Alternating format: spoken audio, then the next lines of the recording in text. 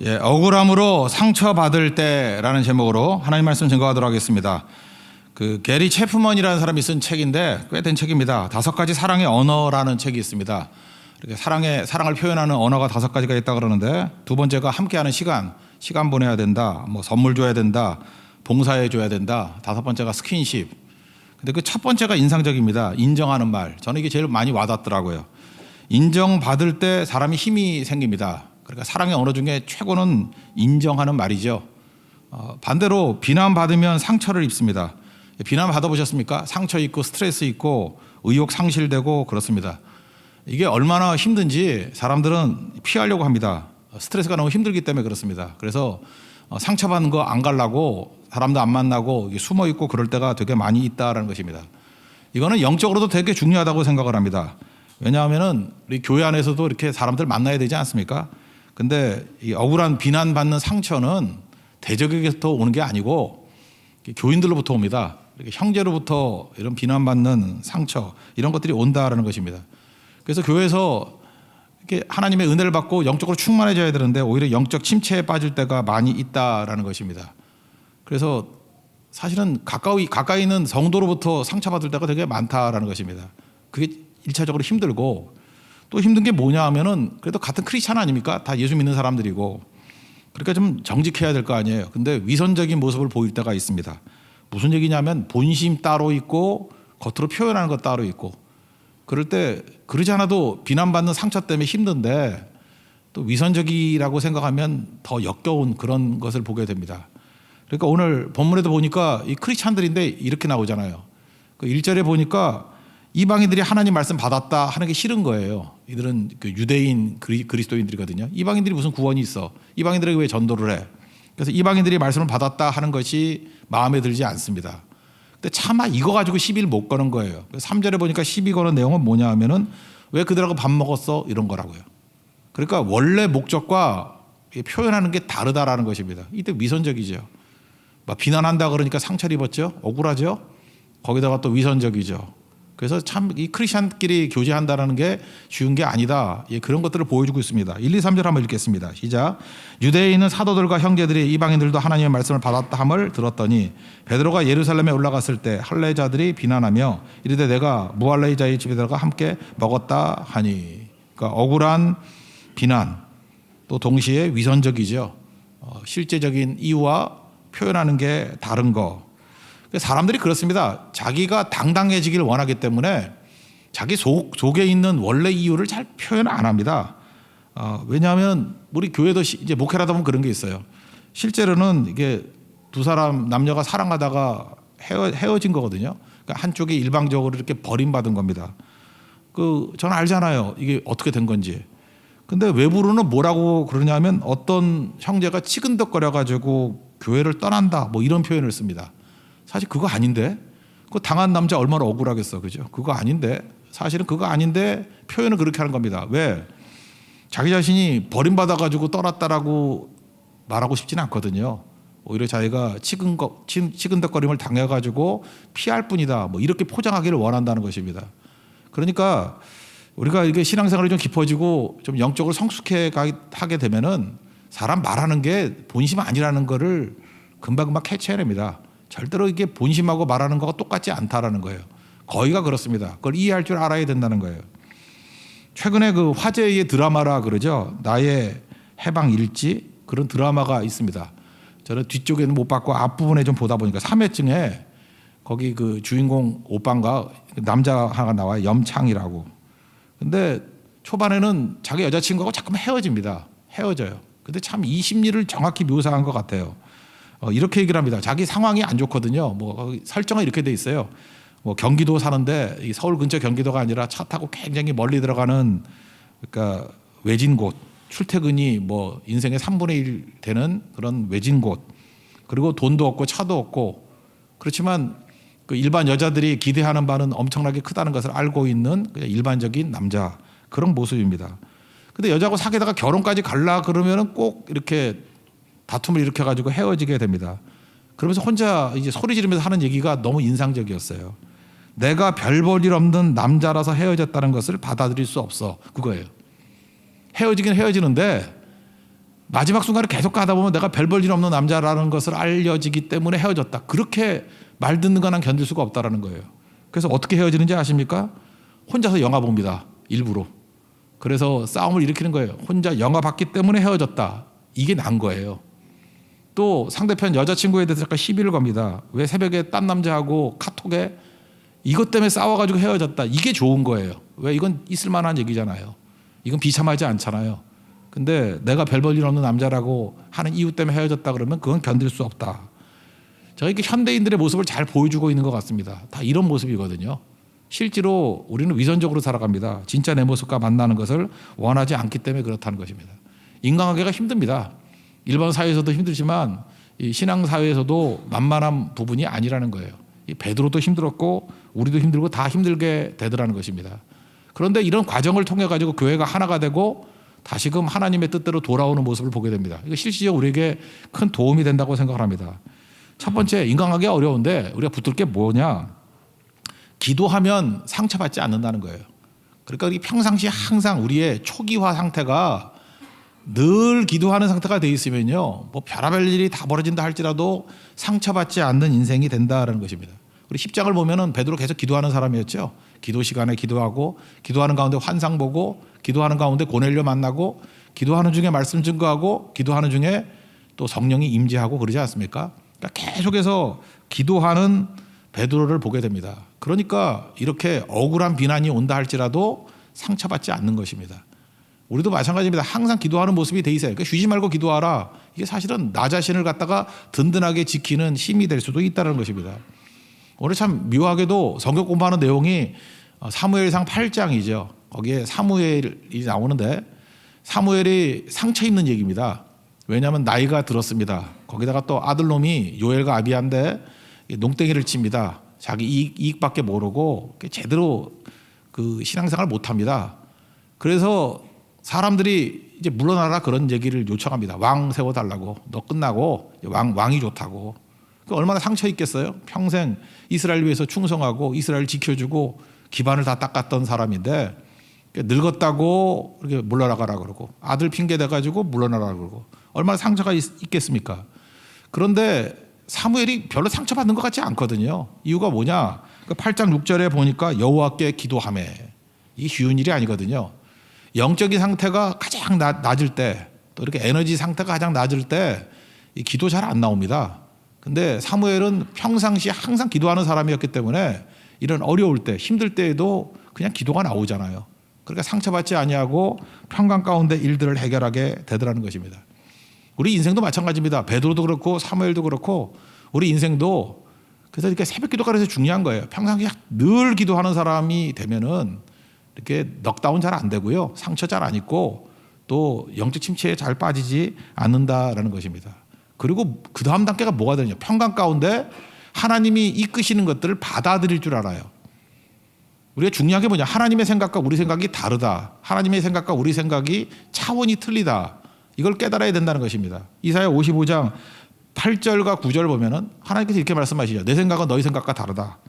내 길은 너희 길과 다르다. 9절에도 뭐라 그래요? 내 생각이 하늘과 땅만큼 이렇게 높다.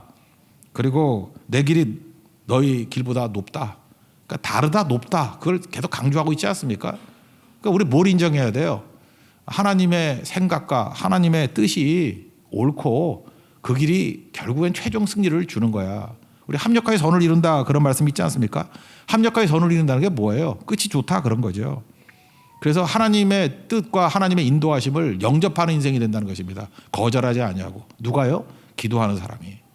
그래서 늘 기도하게 되면 이렇게 저항감도 없고요. 상처도 안 있고 또 하나님의 뜻을 이렇게 수용하기 때문에 결국은 넘어지지 않는다는 것입니다. 여기 보니까 베드로가 지금 화를 낼 만도 한데 화를 잘 안 내잖아요. 우리 베드로 화내는 거 많이 보지 않았습니까? 근데 내 뜻 가지고 살면은 내 뜻이 꺾이면 화가 나요. 왜냐하면 내 뜻이기 때문에. 근데 우리가 하나님의 뜻을 수용하고 하나님의 뜻대로 살면요, 하나님의 뜻이 꺾일 때는 화가 나는 게 아니라 눈물이 난다니까요. 야, 하나님의 뜻을 모르고 저 엉뚱한 길로 가는구나. 안타까움이 생기게 된다는 것입니다. 뒤집어 얘기하면 최근 들어 잠깐만 이렇게 분노심이 막 일어나고 화가 나고 이게 폭발하는 성도들이 있지 않습니까? 내 뜻대로 살기 때문에 그렇습니다. 원래 내 뜻대로 안 되면 화가 나는 거거든요. 근데 내 뜻이 죽고 하나님의 뜻대로 살아가게 될 때 사실은 화가 나는 게 아니라 꺾인다 할지라도 이게 눈물이 나지 절대로 화가 나지 않는다는 거예요. 왜 그렇습니까? 하나님의 길은 지금은 잘 모르지만 최종적으로는 승리한다는 것을 확신하기 때문에 그렇다는 거예요. 하나님의 길은 내 길보다 높고 하나님의 생각은 내 생각보다 다르고 높다는 것을 깨닫기 때문에 그렇다는 것입니다. 늘 기도함으로 말미암아 우리 상처로부터 자유로운 우리 하나님의 거룩한 종 되기를 바랍니다. 그러므로 우리가 이렇게 억울한 비난 당하고 할 때 우리가 해야 될 일이 뭐예요? 늘 기도하는 것. 그때 이런 인간관계 속에서 있는 모든 위선과 또 비난에 대한 억울함 이런 것들을 이길 수 있는 길이 된다라는 것입니다. 두 번째는 뭘 해야 되냐면 자꾸만 이렇게 설명할 줄 알아야 된다는 거예요. 변명하려고 그러지 말고 자꾸만 설명할 줄 알아야 된다. 이 베드로가 되면은 지금 교회 지도자 아닙니까? 이런 식으로 이렇게 비난하고 공격을 하면 그냥 연약함을 나무랄 수도 있죠. 니네들이 뭔데 그러냐? 그러고 네가 뭔데 그래? 내가 누군데 어디 덤빌라 그래? 그렇게 말할 수 있죠. 권위로 누를 수도 있고 또 변론할 수도 있고 그러면 역효과가 나타나게 되죠. 그래서 우리가 이 신앙생활을 하면서 인간관계를 맺을 때는 항상 강조점이 뭐여야 되냐면 1차적으로는 기도해야 되고 두 번째는 늘 자세히 설명하려는 태도가 있어야 된다는 것입니다. 이 설명하려고 하는 태도가 이게 온유하고 겸손한 거예요. 여러분 나보다 낮은 위치에 있다고 생각하는 사람이 있으면 잘 설명 안 하려고 그러죠. 그냥 입 닥치고 따라와 뭐 이런 거죠. 아니면 그냥 침묵해버리든지. 그런데 대등하거나 아니면 또 위에 있는 사람이라고 생각하면은 자세히 보고하고 설명해 주지 않습니까? 그래서 우리 크리스찬들은 모든 문제가 생겼을 때 해야 될 일이 뭐냐 하면 자세히 설명하는 그 태도가 반드시 있어야 된다는 것입니다. 옛날에는 병원 같은 데 가면은 의사들이 참 고압적인 자세였고 뭐 물어봐도 대답도 안 해주고 또 모르는 뭐 영어로 뭐라 그러고 전문 용어로 뭐라 그래서 이해도 못합니다. 근데 최근에 참 병원들이 좋아진 것 같아요. 제가 요즘에 다닌 병원들 가보면 굉장히 친절한 것 같습니다. 이렇게 모르면 알기 쉽게 설명해주고 또 물어봐도 또 반복해서 설명해주고 그렇게 신뢰감이 생기고 그러지 않습니까? 특별히 우리 한국의 탑3에 드는 그 종합병원 같은 데 가보면은 이게 왜 탑3에 드는지를 알겠어요. 수준이 달라요. 설명하는 내용들이. 근데 그 설명하는 걸 통해 가지고요. 병원도 좋아지고 또 이렇게 환자들도 신뢰감이 생기고 각자가 좋아지는 일들이 있게 되더라는 것입니다. 베드로는 굉장히 온유하고 겸손해졌습니다. 그래서 질문하고 비난하는 것에 대해서 자세히 설명합니다. 4절을 읽겠습니다. 시작. 베드로가 그들에게 이 일을 차례로 설명하여. 그래서 오늘 내용이 굉장히 길죠. 왜냐? 설명의 힘이 얼마나 중요한지를 보여주기 위해서 5절부터 10절까지는 욥바에서 뭐 보자기 환상 받은 거 그걸 설명하고 또 11절부터 17절까지는 고넬료의 집에서 벌어진 일들을 자세히 설명합니다. 그래서 10장을 읽었던 사람들은 똑같은 내용이 반복되는 것 같은 느낌을 받죠. 왜 똑같은 걸 두 번 써놨나? 이게 무슨 얘기입니까? 그 자세히 설명하고 있다는 것을 보여주기 위한 성경의 뜻이라고 생각을 합니다. 근데 이게 자세히 설명할 수 있었던 이유가 뭐죠? 사실은 10장에서 보면은 베드로는 갈등이 있었습니다.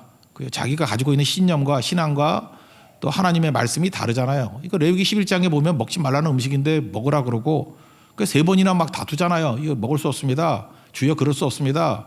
하나님이 깨끗하게 하신 것을 네가 속되게 하지 말라. 이렇게 갈등 딜레마 속에서 결국 받아들이게 되는 거죠. 하나님의 뜻을. 우리 인생이 그렇습니다. 인생이 이렇게 평탄하지만 않고 어떤 날 갈등도 있고 딜레마도 있고 문제 제기도 있고 그럽니다. 근데 그 문제를 푸는 과정을 통해서 전체적인 내용들을 깨닫게 되는 거죠. 이런 과정이 있었기 때문에 베드로가 설명하는 거 준비 없이도 그냥 할 수 있는 거예요. 왜? 첫 번째 자기에게도 설명이 안 됐거든요. 그러니까 하나님께서 자기 고난 가운데 자기를 설명해 주잖아요. 그래서 깨닫게 되더라는 것입니다. 저는 로마서 5장을 보면서 우리가 그 3절 4절만 되게 잘 기억하고 있죠. 우리가 환난 중에도 기뻐한다고 즐거워한다고 그러면서 순서가 나오죠. 환난은 인내를 인내는 연단은 소망을 이루는 줄 알미라. 되게 여기서 끝나버립니다. 그래서 환난이 주는 유익 고난이 주는 유익 그러면 인내 내적으로는 인내를 주고 연단 그다음에 겉으로는 근육을 생기게 만들고 그다음에 소망은 뭐죠? 미래의 방향을 제시한다. 뭐 이렇게 설명을 많이 하지 않습니까? 그래서 환난이 좋은 거야. 환난이 오니까 우리가 인내가 생기고 연단이 생기고 소망이 있는 거지. 여기서 끝나버린다고요. 근데 그 5절까지 넘어가야 된다고 생각합니다. 5절에 뭐라고 나와요? 하나님의 사랑이 우리 마음에 부은 바 되미니. 이 과정을 통해서 사랑까지 가야 된다는 거예요. 사랑이 우리 가운데 막 부은 바 된다라는 거예요. 저는 이렇게 생각합니다. 사랑이 있는 사람만이 설명할 수 있어요. 사랑 없으면 설명 안 합니다. 근데 진짜 사랑하면요. 사랑하는지 안 하는지 어떻게 알 수 있느냐? 자세히 설명해 주고 있다니까요. 근데 사랑이 없고 미움이 있거나 그러면 설명 안 하게 된다라는 것입니다. 최근에 우리가 호세아 서서를 살폈는데 처음에는 이게 읽기만 하면 이해를 잘 못하겠는데 그 호세아라고 생각하고 내면 속에 깊이 들어가 보니까 호세아가 말도 안 되는 여자하고 결혼하라 그러잖아요. 그 음란한 여인 고멜하고. 하나님 명령입니다. 아마 떨떠름하게 결혼했을 거예요. 순종해서. 그런데 이 여자가 또 집 나가잖아요. 또 다시 데려오래죠. 그것도 쉽지 않죠. 어렵게 데려오려고 그럽니다. 근데 거기다가 또 팔아먹었는지 돈까지 내래요. 은 30에 해당되는 액수를 내라고. 그래서 어렵게 데려오게 됩니다. 제가 설교 준비하면서 내가 호세아라고 생각하고 고멜을 데려온다는 생각을 하면서 이게 한번 동일시해 봤어요. 깊이 들어가고 같이 기도하고. 그랬더니 묘한 게 뭐냐 하면요. 제가 느낌이 그래요. 호세아는 분명히 고멜을 사랑했을 거라고. 그 되사오는 과정, 용서하는 과정을 통해서 어마어마하게 사랑하게 됐다고요. 우리 겉으로 볼 때 호세아의 모든 내용들은 고난이죠. 환란이죠. 근데 그 환란을 통해서 분명히 인내를 배웠을 거예요. 맞죠? 연단도 배웠을 거예요. 맞죠? 하나님 약속의 소망도 배웠을 거라고. 근데 제일 큰 걸 뭘 배웠느냐? 사랑을 배웠다고 생각합니다. 우리 인생이 그래요. 고난 없는 인생은요. 이렇게 평탄하고 뭐 넘쳐나기만 하면 사랑이 뭔지 모릅니다. 근데 그 과정 속에서 사랑을 알게 되고 사랑을 아는 사람은 설명해 주게 돼 있다는 거예요. 설명. 자세히 설명해 주는 그런 모습이 있게 되더라는 것입니다. 여러분 사랑이라는 게 뭡니까? 내가 깨지는 거예요. 그래서 우리 말씀이 뭐냐 그럴 때 마태복음 22장에서 요약을 해놨죠. 율법 중에 뭐가 큽니까? 그랬더니 하나님 사랑하고 이웃 사랑하는 거라고. 이건 적극적인 얘기고 이거 소극적으로 얘기하면 뭐라 그랬어요? 하나님 무시하지 말고 이웃 무시하지 말라. 또 아주 극단으로 가면 하나님 멸시하지 말고 이웃 멸시하지 말라. 그러니까 무시하지 말라, 멸시하지 말라. 그 내용이라는 것입니다. 그럼 사랑이 뭐예요? 사랑이. 내가 깨지는 거거든요. 하나님 사랑하고 이웃 사랑하면 내가 깨져버리잖아요. 그죠? 내가 깨지는 과정이잖아요. 내가 깨지는 과정이라는 게 또 다른 말은 뭡니까? 나의 기준을 내려놓는 거예요. 사랑은 내 기준을 내려놓는 겁니다. 그러니까 상대방 입장에서 맞춰가지고 하는 거니까 이게 설명이 가능한 거죠. 그래서 사랑하면요. 이게 말뿐만 아니라 굉장히 많은 통로를 통해서 정보가 주고받게 되는 그런 일들이 벌어지게 된다라는 것입니다. 그러니까 겉으로만 아니라 사실은 전인격적으로 교류를 나눌 수 있는 모습이 된다라는 것입니다. 그 옛날 영화 한번 보시다. 아바타라는 영화 있죠. 거기 나비족이 나오는데 인사말이 뭐였죠? I see you. 나는 너를 본다. 근데 그거 뭐 분석할 때 별의별 얘기가 다 나오잖아요. 거기 나비족이 I see you. 나는 너를 본다. 그게 어떻게 인사가 돼요? 겉으로만 보는 게 아니라 그 내용에는 내 영혼을 본다. 너의 본 모습을 본다. 너의 본질을 본다. 너의 있는 모습 그대로를 본다. 뭐 무궁무진하게 의미가 있는 거죠. 그래서 참 그 생기긴 이상하게 생겼지만 감동이 있어요. 그래서 한동안 저도 인사를 하려고 했는데 I see you. 대답을 안 해줘가지고 내가 인사를 못 나눴거든요. 아무도 나고 응해주는 사람이 없어. 우리 가족들도 그렇고. 예. 근데 참 의미가 있는 것 같아요. 뭘 본다는 거예요? 그때그때 다른 거예요. 나는 지금 너의 슬픔을 본다. 너의 아픔을 본다. 네 상황을 본다. 네 본질을 본다. 네 본뜻을 본다. 그죠? 네 의도를 본다. 그게 진짜 인사 아니에요? 나는 너를 갖다가 대충 이렇게 껍데기만 보는 게 아니라 너의 진정한 모습을 보기를 원해. 그게 인사죠. I see you. 이게 어마어마한 감동이 있는 것 같아요. 그죠? 그 안에 있는 것들. 근데 우리 실제로 어떻습니까? 현실의 우리의 모습은 내가 보고 싶은 거 보잖아요. 내가 보고 싶은 거 보는 거죠. 저는 이게 현대 철학에서부터 나왔다고 생각해요. 데카르트가 뭐라 했어요? 뭐 나는 생각한다. 나는 뭐 고르나로 존재한다. 이게 다 자기 중심 아닙니까? 이게 현대 철학이라는 게 이게 자기 중심성을 굉장히 강화시키는 거라고요. 우리 딱 그러고 살잖아요. 나를 중심으로 해가지고 다른 모든 사람들을 갖다가 좌표로 만들어버린 거예요. 좌표. 요즘에 무슨 뭐 좌표 찍기 뭐 이런 것도 하던데. 내가 중심이에요. 그래서 다 내 옆에 있는 좌표예요. 좌표. 만약에 제가 제 중심으로 본다 그러면 얘는 가끔 나 차 태워주는 애, 뭐 얘는 뭐 이게 유튜브 도와주는 애, 뭐 얘는 뭐 노래 도와주는 애. 그러니까 다 좌표예요. 나를 중심으로 나의 뭐 좌표 찍는 거죠. 세상의 중심이 나라고요. 그게 다 뭐예요? 이용해 먹는 거죠. 내 욕심, 내 기준. 좌표 찍고 있잖아요. 좌표. 그러니까 내가 중심으로 뭐란 거예요? 좌표를 찍어놓고 뭐라는 거예요? 잘한다, 못한다, 옳다, 그러다. 그거 있잖아요. 어디서 많이 듣던 얘기죠. 선악과죠. 범죄가 뭔지 알아요? 선악과 인생을 사는 거예요. 내가 중심이 돼가지고 세상에 있는 모든 것이 다 좌표를 찍는 거예요. 심지어 우리 선거할 때는 사람으로 안 보고 저건 내 표야. 저건 내 표. 요즘에 무슨 뭐 남자나 여자 뭐 이렇게 사랑 없이 만나는 것들이 있다며? 그때 뭐예요? 저건 나의 돈이야. 저 여자는 나의 힘이고 나 도와줄 힘이고. 그러니까 다 좌표찍기. 그러니까 내 기준이 깨지질 않으니까 이게 뭐 만남이 아닌 거죠. 이런 인생을 살아가게 된다는 것입니다. 그러니까 이럴 때는 뭐예요? 거래만 있을 뿐이지 사랑이 바탕이 없기 때문에 설명해 주는 게 없지 않습니까? 그러니까 지금 잠깐 외로운 거예요. 많이 만나는데 외로운 거예요. 왜요? 만나봐야 뭐 대화합시다 그러는데 그 대화가 아니거든요. ICU 속을 봐야 돼. 속을 볼 수가 없는 거예요. 껍데기만 보고 거래만 할 뿐이지. 우리 그 뇌학자들이 뇌 연구하는 사람들이 그런 얘기를 합니다. 디폴트 모드 네트워크 이런 게 있대요. 디폴트 모드 네트워크.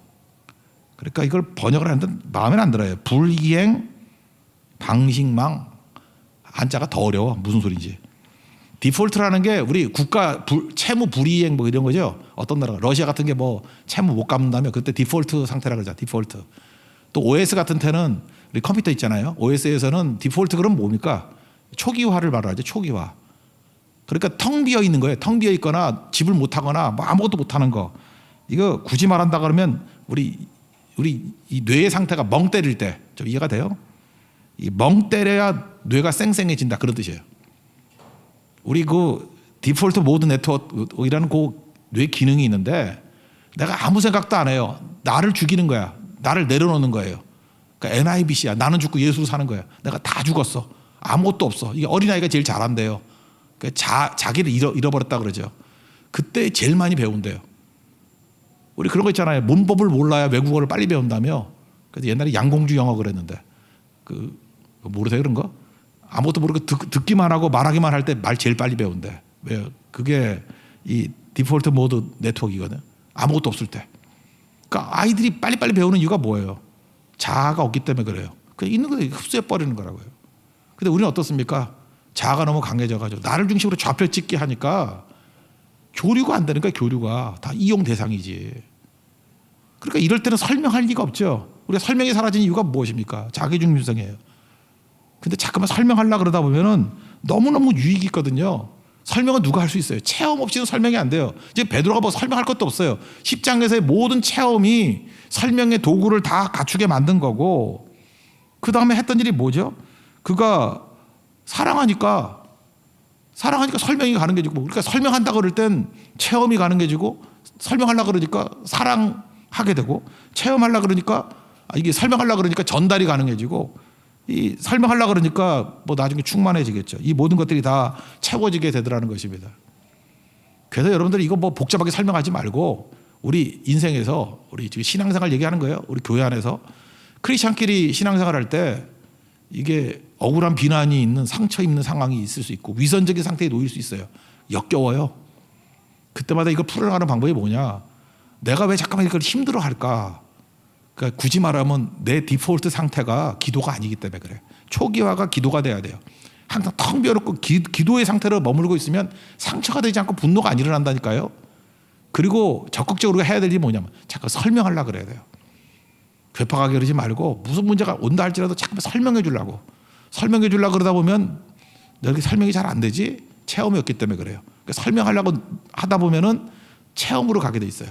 설명하려고 그러다 보면 사랑하지 않고 설명이 안 돼요. 사랑이 살아나요. 막 부어지게 된다고. 사랑이 살아나게 되고. 그 다음에 이 설명하려고 그러면요. 아까 또 아바타 얘기했잖아요. ICU 같이.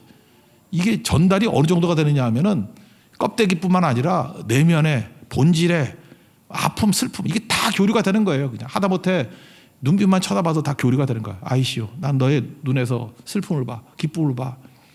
너의 목마름을 봐. 그런 것들 볼 수 있잖아요. 설명에 설명. 그래서 우리 교회 안에서는 계속 설명이 있어야 됩니다. 설명해 주는 것들. 그죠? 그게 분쟁이 다 사라지게 되고 하나 되게 되는 능력이 거기서 나타나게 되는 거예요. 그럼 나중에 충만해진다는 거예요. 계속 설명하려고 그러면요. 하나님께서 계속 능력과 은혜를 부어주시고 은혜 가운데 서게 된다라는 것입니다.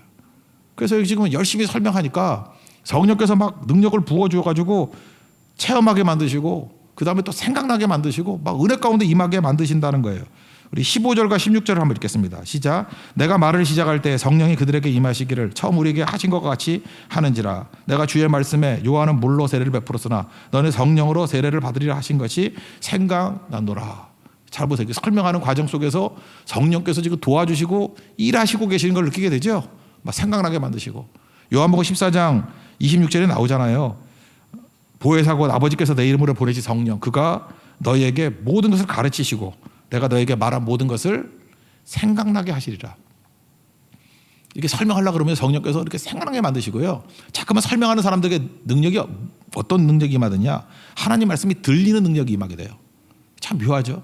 베드로가 설명하려고 그럴 때 막 성령이 임재하고 그다음에 말씀이 막 들리는 거예요. 그리고 고넬료도 말씀이 막 들리잖아요. 여러분 오늘도 이렇게 성령 충만하면 말씀이 들립니다. 그죠? 이게 그 뜻이구나. 이게 막 말씀이 막 연결이 돼요. 또 그다음에 신구약이 막 연결이 되고 어제 들은 말씀과 내가 그저께 읽었던 말씀이 다 연결이 돼가지고 성경은 신구약 모든 성경은 66권의 성경은 동일한 성령께서 저자되셔서 같은 분이 쓰신 성경이야. 이걸 깨닫게 돼요. 그래서 깜짝깜짝 놀란다니까요. 우리가 여러분 교회도요 10년 다녔다고 다 되는 게 아니에요. 10년 다니면서 성경을 안 읽고 그냥 맨날 봉사만 한 사람은요, 저 죄송한 얘기면 깡통이에요. 깡통. 이게 그냥 몸만 오는 신앙인일 가능성이 큽니다. 반드시 성경을 읽어야 돼요. 성경을 읽고 그럼 말씀을 듣고 하다 보면 이게 연결이 된다니까요. 그러니까 성경을 모르는 크리스찬은 크리스찬 아닙니다. 그건 반드시 성경을 읽어야 된다고요. 그 성경 안에서 주님의 숨결이 나타나게 되고 말씀이 들려요. 이해가 된다니까.